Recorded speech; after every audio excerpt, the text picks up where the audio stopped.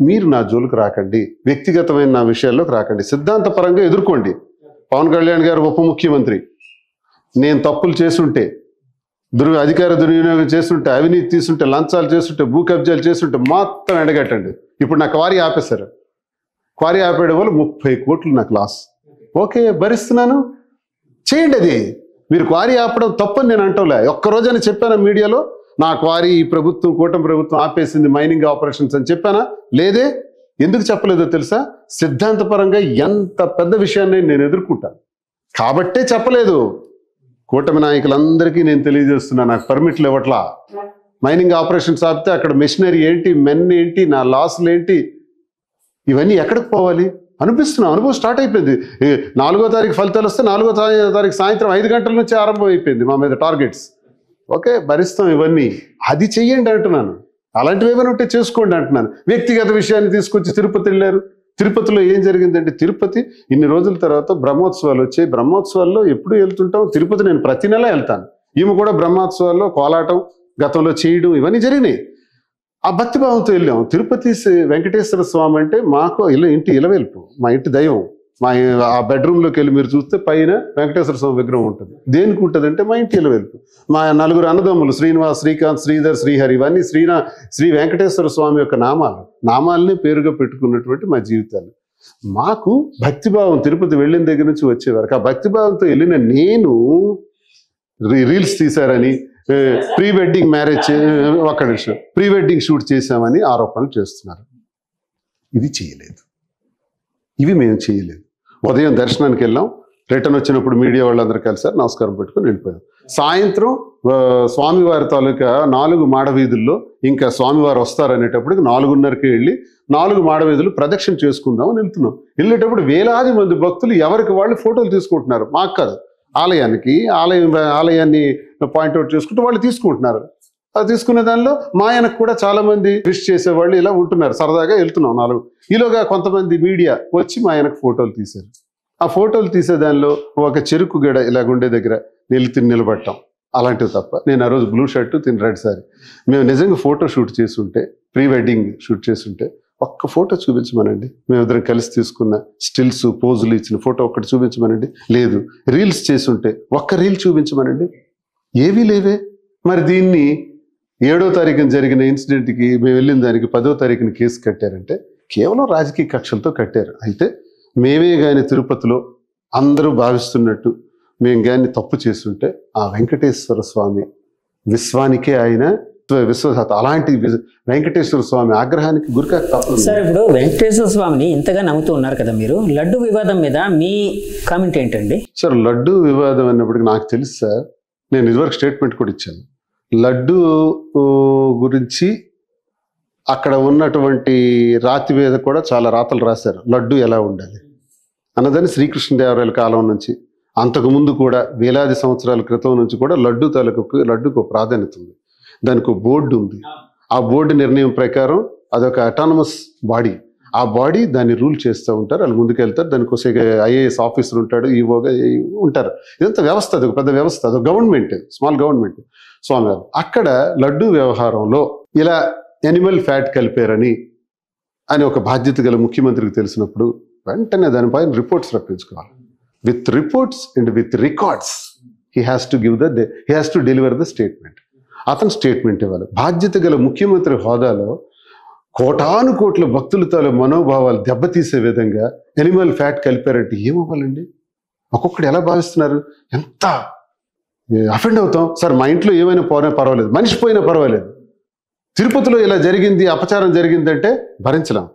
అలాంటి పరిస్థితి ఆయన నోటి నుంచి రావటం, చాలా ముఖ్యమంత్రి గారి నోటి వెంబడి రావటం చాలా ఏంటి ఇంత అనుకున్నాం. ఒక రకంగా నిజంగా జరిగిందా? ఒకవేళ నిజంగా జరిగితే జరుగుంటే ఎవరైతే చేశారో వాళ్ళకి కఠినమైన శిక్షలు పడాలి. కఠినమైన శిక్ష కాదు సార్, రక్తం కక్కుని చేస్తాం. నిజంగా జరిగితే ఒక హిందువుగా, స్వామి భక్తుడిగా నేను చెప్తున్నాను, ఇది మహాపాపం. కానీ అప్పటి చైర్మన్ సుబ్బారెడ్డి గారు దానికి తీవ్రంగా ప్రతిస్పందించారు.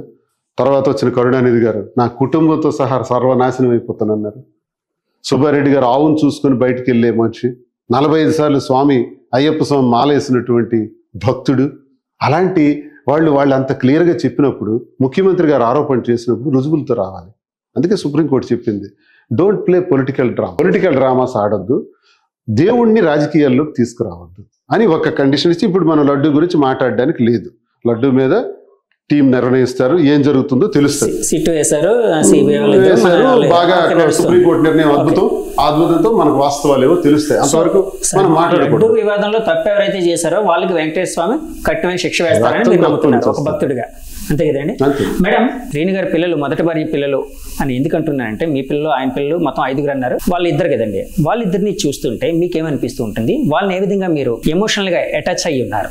నాకు ఎమోషన్ అటాచ్మెంట్ ఏమీ లేదు, కానీ ఒక్కొక్కసారి నాకు బాధ అనిపిస్తుంది. మెచ్యూరిటీ లెవెల్స్ లేకున్నా వాళ్ళ అమ్మ మాటలు నమ్మి నాన్నకు దూరం చేసుకుంటున్నారు. అది చాలా తప్పుగా భావిస్తున్నాను నేను. వాళ్ళ ఫాదర్ ఎంత కష్టపడి పెంచారు, ఎన్ని కష్టాలు ఉన్నా కూడా పిల్లలు కష్టపడకూడదని చాలా ప్రేమతో చాలా చక్కగా పెంచారు. సో అవేవి అర్థం చేసుకోకుండా తల్లి చెప్పుడు మాటలు విని తండ్రిని బాధ పెట్టారు. వాళ్ళు ఒక పిల్లలకి తల్లి అయినప్పుడు ఖచ్చితంగా వారి ఫాదర్ని వెళ్ళి తెలుసుకుంటారు. యాక్చువల్గా మాధురి గారు అంటున్నారు, అంటే తల్లి చెప్పిన చెప్పుడు మాటలు విని పిల్లలు తయారయ్యారని. అంటే తండ్రిగా మీరు ఎప్పుడైనా మీ పిల్లలకి అంటే అటాచ్మెంట్ ఉండేటట్టు అంటే ఎక్కువ సమయం కేటాయించలేదా? అంటే ఒక నిమిషం, ఇప్పుడు బిడ్డ పుట్టిన తర్వాత అతను నాన్న అని ఎవరు పరిచయం చేస్తారు? తాత, అమ్మమ్మ, నాన్నమ్మ అని పరిచయం చేస్తే అప్పుడు పిలవడం ప్రారంభిస్తాడు. కానీ ఆ పిల్లాడికి చిన్న వయసు నుంచే ఇతను దొంగ, ఇతను మంచోడు కాడు, నేను కోటీశ్వరాలని, నేను ఆస్తిపరురాలని, మీ నాన్నకేమీ లేదు, మీ నాన్న లుంగీ షర్ట్ గాడు, మీ నాన్న వల్ల మనకేమీ ఉండదు, ఇలాంటి మాటలు నూరు పోస్తుంటే మీకు వాళ్ళ మాటల ద్వారా కొన్ని వాస్తవాలు అర్థమవుతుంటాయి. మా అమ్మకి నాన్నమ్మ అనరు, వాళ్ళమ్మ అంటారు. మా తమ్ముడికి చిన్నాన్నగారు అని అనరు, వాళ్ళ తమ్ముడు అంటారు. ఈ మాటలు ఎక్కడి నుంచి వచ్చాయంటే వాణి కూడా అదే వెర్షన్ మాట్లాడుతుంది, వాళ్ళమ్మ వాళ్ళ తమ్ముడు అని. పాపం తెలియదు వీళ్ళకి, అదే భాష వచ్చేసింది. పిల్లలు మంచివాళ్ళే, పిల్లలు మనసుల్లో భావాల్ని ఆ రకంగా ఇంజెక్ట్ చేసి మీ బంధువుల నుంచి డిస్టెన్స్ అనేది పెరిగేటట్టు చేశారంటారు పిల్లలకి. నేను ఎప్పుడు నా పరిస్థితి ఏంటంటే సార్, ఉదయం 7-8 బయటకు పోతే మళ్ళీ రాత్రి 9-10 రావటం. ఇది దైనందిన జీవితం. ఇంట్లో ఒకటి న్యూసెన్స్ వల్ల, ఈ గొడవల వల్ల ఎక్కువ కాలం బయట గడిపేవాడిని. ఒకవేళ ఇంటికి వచ్చేసిన మేడ మీదకో బయటను కూర్చోవడం చైరేసుకొని ఇంటి లోపల ఉండేవాడిని కాదు, బయట. ఇంట్లో వాళ్ళు ఏం జరుగుతుందో నాకు ఏం తెలుసు. ఒక సిచ్యువేషన్ వచ్చేటప్పటికి వాళ్ళ మాటలు చూస్తే నాకు బాధేసింది. భయం, ఆందోళన ఇవన్నీ కూడా నాకు కలిగిస్తున్నాయి. ఏంటి ఇలానే వాళ్ళకి మహాభారతం, రామాయణం అన్నింటి గురించి కూడా విశదీకరించి చెప్పాను, చదివి వినిపించాను. పిల్లలు ఈ మధ్య ఏమైనా కలిసారా సార్? లేదు, 2 సంవత్సరాలు ఫోన్లో ఏముండదు. వాళ్ళకి ఏదైనా అవసరం ఉంటే మెసేజ్ పెడితే ఇమీడియట్ గా డబ్బులు. ఇప్పుడు కూడా పెడుతున్నారా?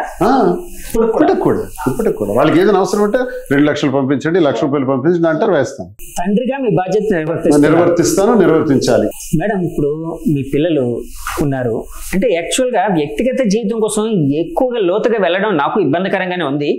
కానీ ఇప్పుడు మీరు ప్రజా జీవితంలో ఉన్నారు, ప్రజలు అందరూ మీకోసం మాట్లాడుకుంటున్నారు కాబట్టి అడుగుతున్నాను. మిమ్మల్ని ఇబ్బంది పెట్టాలని అంటే అలాంటి కోరిక నాకు లేదండి. సో ఇప్పుడు మీ పిల్లల కోసం చెప్పాలి అంటే ఏం చదువుకుంటున్నారు, వాళ్ళు ఇప్పుడు జరిగిన పరిణామాలని ఏ విధంగా చూస్తూ ఉన్నారు? నా పిల్లలు ఇంకా 9th క్లాస్ 9 years 10 years పిల్లలు అండి. 5th క్లాస్ 6th క్లాస్ చదువుకుంటున్నారు. వాళ్ళకి నేను పడిన బాధలు, నేను పడిన కష్టాలు, నేను ఎటువంటి సిచ్యువేషన్స్ ఫేస్ చేశాను, ఏ ఫేజ్ దాటుకుని ఎలా వచ్చానో అన్నీ తెలుసు, అన్ని దగ్గరని చూశారు. సో పిల్లలు నన్ను తల్లిగా అర్థం చేస్తున్నారు, నా బాధ ఏంటో తెలుసుకొని నాకు సపోర్ట్ చేస్తున్నారు. సో వాళ్ళని నేనే చూసుకుంటున్నాను. అప్పటికి ఇంకా బాగా చూసుకొని వాళ్ళకి ఉన్నత చదువులు చదివించి ఉన్నత స్థాయికి తీసుకెళ్తాను. దానికి నాకు శ్రీనివాస్ గారు కూడా సపోర్ట్ గా ఉంటారని నేను నమ్ముతున్నాను. ఏం చేద్దాం అనుకుంటున్నారు నేను ఏం చేద్దాం అనుకోరు కాదు. నా ఉద్దేశం ఏంటంటే తల్లిదండ్రులు పిల్లలు పుట్టగానే పలానాడు ఇంజనీర్ ఇలాగనే సరదాగా అనుకుంటూ ఉంటారు కదా, అలాగే మీ పిల్లల కోసం అలా లేదు. కానీ రెండో పాప స్పోర్ట్స్ లో ఫస్ట్, తన కరాటేలో కూడా గోల్డ్ మెడల్ ఛాంపియన్. రెండో పాప మొన్న నేషనల్స్ లో కూడా గోల్డ్ మెడల్ వచ్చింది. తనకి IPS ఆఫీసర్ అవ్వాలని తన కోరిక. పెద్ద పాప అంటే తనకు కొంచెం మోడలింగ్ ఇలాంటి ఇంట్రెస్ట్ ఉంది. ఇంకా చిన్న పాప చిన్నది ఇంకేమో తెలియదు తన ఆలోచన. పెద్ద పాప మోడలింగ్ ఇంట్రెస్ట్ ఉందని అన్నారు కదా, ఇప్పుడు ఎలాగ మీరు ప్రొడ్యూసర్ గా కూడా మారారు, ఆయన పెట్టి తీశారు, శ్రీని గారిని పెట్టి సినిమా, ఇంకోటి కూడా ప్లాన్ చేస్తున్నారని విన్నాను నేను. సో పాపను కూడా అలాగే ఏమైనా ఆర్టిస్ట్ గా ఇంట్రడ్యూస్? అలా ఏం నాకు ఆలోచనలు ఏమీ లేవండి. పిల్లల్ని కలడం వరకే మన బాధ్యత. వాళ్ళ తలరాతల్ని మనం కలలేం. ఎవరో తీస్తామని వస్తున్నారు, ప్రొడ్యూసర్స్ డైరెక్టర్స్ వాళ్ళు వస్తున్నారు. సార్ ఇప్పుడు యాక్చువల్గా సినిమా వాళ్ళు ఎప్పుడు చాలా కమర్షియల్గా ఉంటారు, ఎందుకంటే నేను కూడా సినిమా వాడినే కాబట్టి నేను చెప్తూ ఉన్నాను, చాలా కమర్షియల్గా ఆలోచిస్తాను. సో మీ కథలో రకరకాల మలుపులు ఉన్నాయి, కావాల్సిన ఎమోషన్ ఉంది, ట్విస్టులు ఉన్నాయి, కావాల్సిన మాస్ మసాలా అంతా ఉంది. సో మాలాంటి వాళ్ళందరూ వస్తున్నారు మీ దగ్గరికి, సినిమా తీద్దాం అని. మన ఆర్జీవి గారు ఏమైనా అప్రోచ్ అయ్యారా మీకు? లేదు, ఎవరో కేరళ నుంచి నిన్న వచ్చారు, హైదరాబాద్లో మాకు కలిశారు. తమిళనాడు టీం కూడా ఒకరు కలిశారు, హాజరయ్యి మాకు ఒకసారి మీ స్టోరీ అంతా మొదటి నుంచి చెప్తే రాసుకుంటామండి, కథ తయారు చేసుకుంటాం, తర్వాత మీకు స్క్రిప్ట్ ఇస్తాం, దానిలో ఏమైనా మార్పులు ఉంటే చెప్పండి, ఆ తర్వాత సినిమా ప్రొడక్షన్ షూటింగ్కి వెళ్ళిపోతాం అని చెప్పుకొచ్చారు. నేను చెప్పాను వాళ్ళకి జరిగిందంతా కూడా, అన్ని ఈక్వేషన్స్ చెప్పడం జరిగింది. ఇంక వాళ్ళు ఒక దశలో మీరిద్దరే నటించాలి అని ఒక ప్రొడ్యూసర్ అన్నారు. ఇంకొక ప్రొడ్యూసర్ మరి కొంతమంది యాక్టర్స్ని యాడ్ చేసుకుని ఏదో చేస్తామని చెప్పారు. మరి ఎవరు ఏం చేస్తారో తెలియదు.